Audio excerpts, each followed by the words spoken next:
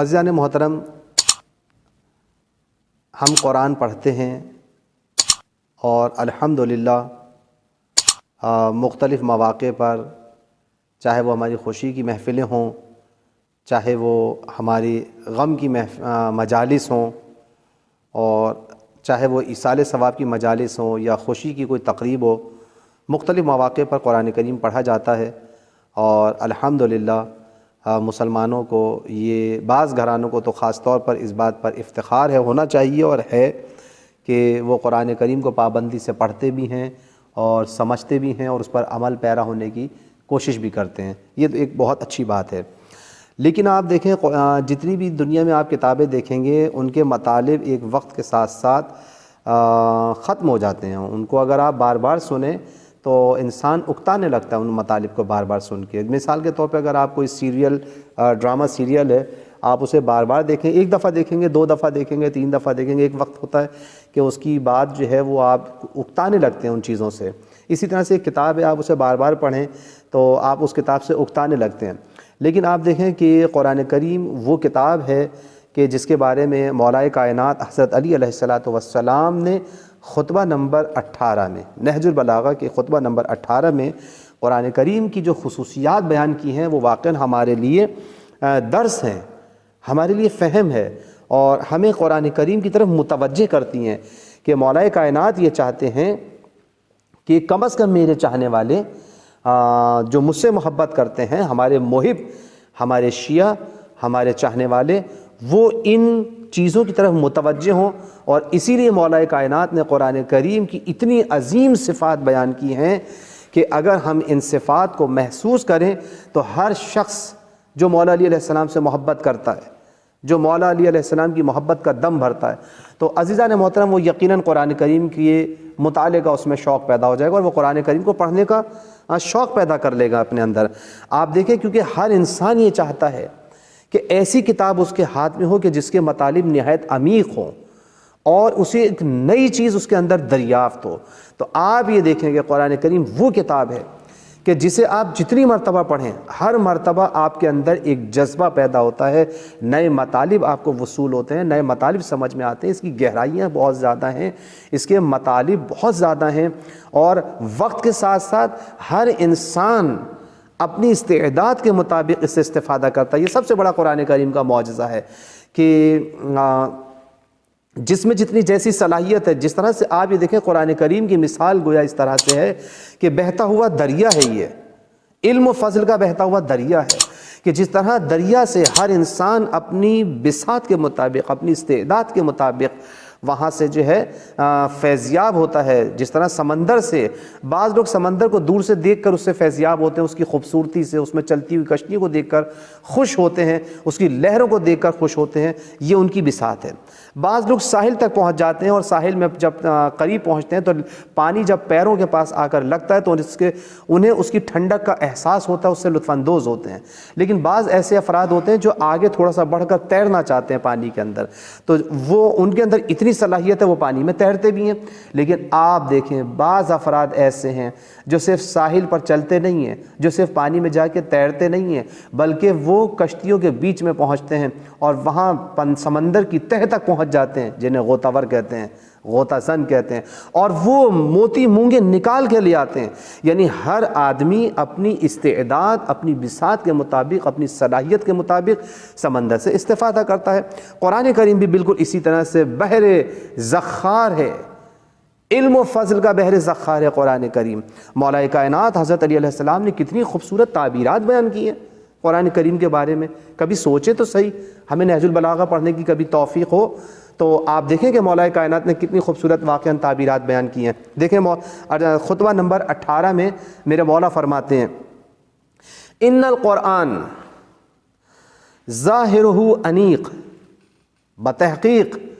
انا کا لفظ استعمال کیا میرے مولا نے۔ انا کا مطلب یہی ہوتا ہے بے شک، بتحقیق، تحقیق کا مطلب یہ کہ آپ خود تحقیق کر لیں، آپ اس کے مطالب پر غور کر کے دیکھیں، جو بات ہم کہہ رہے ہیں وہ یقیناً سچ ہے اور تحقیق کے ساتھ ہے۔ اسی لیے میرے مولا نے فرمایا کہ ان القرآن یہدی، ان القرآن ظاہرہ انیق، یہ وہ قرآن ہے کہ جس کا ظاہر خوبصورت ہے۔ آپ دیکھیں کوئی بھی پڑھتا ہے قرآن کریم ایک لذت کا احساس کرتا ہے، حتیٰ کہ سننے والوں کی سماعتوں کے اوپر یہ گراں نہیں گزرتی، اس کی تلاوت لطف اندوز ہوتے ہیں، اس میں ایک خوبصورت میلوڈی پائی جاتی ہے، ایک خوبصورتی اس میں لطافت ہے، شیرنی ہے اس کی سماعت میں، تلاوت قرآن کے اندر۔ ظاہرہ انیق، جس کے الفاظ ظاہری طور پہ بھی بڑے خوبصورت ہیں، وباطنہ عمیق، اور جس کا باطن نہایت گہرا ہے، سمندر کی طرح۔ اس میں اتنے مطالب ہیں کہ جو شخص جتنا علم جب بڑھتا چلا جائے گا اتنا ہی زیادہ اس کا غوطہ بڑھتا چلا جاتا ہے، اور وہ اس بحر زخار سے علم و فضل کے موتی نکال نکال کے محسوس کرتا رہتا ہے اور لطف اندوز ہوتا ہے۔ یہ اس کا باطن نہایت عمیق ہے۔ لا تفنا عجائبہ، مولا فرماتے ہیں کہ اس کے عجائبات جو ہیں، اس کے بہترین خوبصورت نکات، لا تفنا، لا تفنا عجائبہ، اس کے عجائبات جو ہیں وہ فنا ناپذیر ہیں، اور اسی طرح سے لا تنقضی غرائبہ، اس کے اسرار فنا ناپذیر ہیں، ختم نہ ہونے والے ہیں، اس کے عجائبات مٹ نہیں سکتے اور اس کے اسرار ختم نہیں ہو سکتے۔ یعنی انسان جتنا آگے بڑھتا چلا جاتا ہے اس کی وادی میں، جتنا اس کی وادی میں قدم رکھتا چلا جائے گا، اسے اسرار ختم نہیں ہوں گے، نئے سے نئے مطالب ملتے چلے جاتے ہیں۔ حد یہ ہے کہ آپ یہ دیکھیں کہ آپ نے تفسیر نمونہ دیکھی، آیت اللہ مکارم شیرازی مدظ اللہ العالی مقام، خداوند عالم انہیں طول عمر عنایت فرمائے، حضور کے درس میں ایک دفعہ ہم موجود تھے قم کی مقدس سرزمین پر، انہوں نے اپنے درس کے درمیان یہ بات کہی کہ جب تفسیر نمونہ ہم لکھ رہے تھے تو ہم نے قرآن کریم کا مطالعہ کیا، دقیق مطالعہ کیا اور تفصیلی مطالعہ کیا۔ تو آپ دیکھیں تفسیر نمونہ قرآن کریم کے اس تفصیلی مطالعے کا نتیجہ ہے۔ کتنی جلدیں؟ 27 جلدیں۔ آپ دیکھیں جب ایک فقیہ قرآن کریم کا دقیق مطالعہ کرتا ہے، تفصیلی مطالعہ کرتا ہے، تو اسے سمجھنے کے لیے 27 جلدیں اس کا نتیجہ بنتی ہیں۔ یہ قرآن کریم کے عمیق مطالب، یہ ہے اس کے پوشیدہ اسرار کہ جسے 27 جلدوں میں بیان کیا۔ اور پھر آیت اللہ کہتے ہیں، آیت اللہ مکارم شیرازی صاحب کہتے ہیں کہ جب ہم نے قرآن کریم کو دوبارہ پڑھنا شروع کیا تو ہم نے محسوس کیا کہ بہت سارے مطالب اس میں رہ گئے۔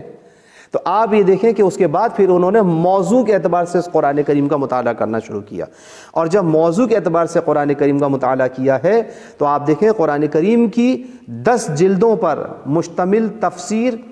پیام قرآن کے نام سے، جو تفسیر موضوعی قرآن کریم ہے، قرآن کریم کی موضوعی تفسیر لکھی ہے، یہ بہت عظیم تفسیر ہے۔ آپ دیکھیں قرآن کریم کا جب دوبارہ مطالعہ کیا ہے تو پھر دوبارہ 10 جلدوں میں صرف موضوعات کو سمیٹا قرآن کریم کے، اور ہمارے پاس پڑھنے کی بھی توفیق نہیں ہے کہ ہم اسے صحیح طریقے سے پڑھیں سمجھیں۔ اور پھر اس کے بعد یہ کہتے ہیں کہ جب ہم نے تیسری مرتبہ قرآن کریم کو دوسرے پوائنٹ آف ویو سے پڑھنا چاہا اور اسے پڑھنا شروع کیا، ان درسوں میں جب یہ جو میں اس وقت آپ کے سامنے نقطہ بیان کر رہا ہوں، یہ بات ہے 1995-96 کی، جب ہم قم میں موجود تھے وہاں پر اور ان کے دروس میں شامل تھے ماہ مبارک رمضان کے درسوں میں، تو آپ دیکھیں آیت اللہ مکارم شیرازی اس وقت مثالوں کے اوپر، قرآنی مثالوں کے اوپر جو ہے گفتگو کر رہے تھے کہ قرآن کریم میں مثال کے طور پر کوئی بات کہی خداوند عالم نے تو مختلف مثالیں دی ہیں، جیسے رعد و برق کی مثال دی ہے، یا جانوروں کی بعض مثالیں دی ہیں، یا زمین و آسمان کی مثالیں دی ہیں۔ خداوند عالم نے قرآن کریم میں مختلف چیزوں کی مثال کیوں دی ہے؟ تو یہ ٹاپک تھا ان کے لیکچرز کا، ان کے دروس کا، جس میں ہم شامل تھے، اور انہوں نے آپ دیکھیں کہ 3 جلدوں کے اوپر صرف مثالوں کے اوپر جو ہے 3 جلدیں لکھ دیں۔ تو آپ دیکھیں کہ قرآن کریم مولا علی علیہ السلام کے اس خطبے کو اگر میں سمجھتا ہوں تو واقعاً علماء سمجھ رہے ہیں، فقہا سمجھتے ہیں، تو ہمیں بھی سمجھنے کی ضرورت ہے۔ قرآن کریم ہمارے لیے آیا ہے، آپ اسے پڑھیں۔ اسی لیے مولا علی علیہ السلام نے فرمایا کہ ولا تنقضی غرائبہ،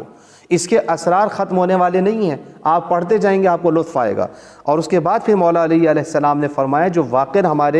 ہمارے لیے ایک درد دل ہے، ہماری مشکلات کا اس میں حل موجود ہے۔ مولا کیا فرماتے ہیں؟ وَلَا تُكْشَفُ الظُّلُمَاتُ إِلَّا بِهِ، اور جہالت کی تاریکیاں صرف اور صرف اسی قرآن کریم کے ذریعے دور ہو سکتی ہیں۔ بس عزیزان محترم، اگر ہم چاہتے ہیں کہ ہمارے معاشرے سے جہالت نابود ہو جائے، ہمارے معاشرے سے جہالت ختم ہو جائے، ہم جہالت کو ختم کرنے کے لیے ہم نے کیا پروگرام بنایا ہے؟ اپنے بچوں کی مشکلات کو حل کرنے کے لیے ہم نے کیا پروگرام بنایا؟ قرآن کریم کی طرف اگر ہم متوجہ ہو جائیں مولا علی علیہ السلام کے اس فرمان کی روشنی میں، تو دیکھیں میرے مولا نے یہی بات کہی ہے کہ تمہاری جہالت کی تاریکیاں جو ہیں، یہ اندھیرے جو ہمارے معاشرے کے اوپر چھا گئے ہیں، یہ کیسے ختم ہوں گے؟ کہ قرآن کی تعلیمات کے ذریعے، قرآن کے ذریعے۔ اسی طریقے سے امام جعفر صادق علیہ السلام سے ایک روایت نقل ہے، یہاں پر کتاب محاسن جلد نمبر 1 صفحہ نمبر 341 اور حدیث نمبر 702۔ مولا امام جعفر صادق علیہ السلام ارشاد فرماتے ہیں کہ من لم یعرف الحق من القرآن، کہ جو شخص قرآن کریم سے حق کو حاصل نہیں کرتا، لم یتنکب الفتن، تو یاد رکھے کہ وہ فتنوں سے نہیں بچ سکتا۔ اگر فتنوں سے بچنا چاہتے ہیں تو ہمیں قرآن سے لو لگانی پڑے گی، اگر ہم فتنوں سے دور رہنا چاہتے ہیں تو ہمیں قرآن سے حق کو حاصل کرنا پڑے گا۔ کیا ہماری زندگی کے اندر فتنے نہیں ہیں؟ کیا ہمارے معاشرے کے اندر فتنے موجود نہیں ہیں؟ کیا ہمارے ملک کے اندر فتنہ برپا نہیں ہے؟ کیا ہماری گھریلو زندگی فتنوں سے محفوظ ہے؟ کیا ہماری معاشرتی زندگی، خود میاں بیوی کے مسائل، خود ماں باپ اور اولاد کے درمیان پیدا ہونے والی مشکلات، یہ کہاں سے صحیح ہوں گے؟ کس طریقے سے ہمیں ان کا سدباب کریں؟ کس طریقے سے ہم اپنے معاشرے کو نجات دلائیں؟ عزیزان محترم، خدا را توجہ کیجیے، یہ مولا نے ہم سے کہی ہے یہ بات، یہ مولا ہماری مشکلات کو حل کر کے جا رہے ہیں۔ عزیزان محترم، توجہ کرنے کی ضرورت ہے۔ مولا نے اسی وجہ سے یہ بات کہہ دی کہ تم حق کو حاصل ہی نہیں کر سکتے، مشکلات کو اپنے دور نہیں کر سکتے مگر یہ کہ قرآن کے ذریعے۔ بس عزیزان محترم، میں آپ سے یہی بات کہوں گا، چاہے آدھا صفحہ قرآن کریم پڑھیں لیکن توجہ سے پڑھیں، خود بھی پڑھیں، اپنے گھر والوں کو بھی اس بات کی ترغیب دلائیں، اپنے بچوں کو۔ کبھی 10 منٹ بیٹھ کے رات کو ہم گھنٹوں گھنٹوں واٹس ایپ پہ اپنا ٹائم برباد کر دیتے ہیں، گھر میں ہوتے ہوئے بھی ہم اپنے بچوں کے ساتھ ٹائم نہیں گزارتے، اپنی زوجہ کے ساتھ ٹائم نہیں گزارتے۔ کتنے گھرانے ہم نے ایسے دیکھے ہیں عزیزان محترم کہ جہاں زوجہ الگ بیٹھی ہے، شوہر الگ بیٹھا ہے۔ ایک دور تھا کہ جب میاں بیوی گھر میں ہوتے تھے تو آپس میں باتیں کرتے تھے، اب پاس بیٹھ کر بھی ایک دوسرے سے بات نہیں کر رہے ہوتے، بیٹھے ہم لوگ پاس ہوتے ہیں لیکن بات ہم دوسروں سے کر رہے ہوتے ہیں۔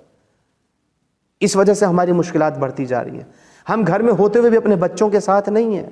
مولا کہتے ہیں اگر یہی وجہ ہے کہ تمہاری مشکلات بڑھتی چلی جا رہی ہیں، جہالت بڑھتی چلی جا رہی ہے، ہم اندھیروں میں ڈوبتے چلے جا رہے ہیں، اگر ہم چاہتے ہیں کہ اپنے آپ کو ان اندھیروں سے بچائیں، ان جہالتوں سے بچائیں،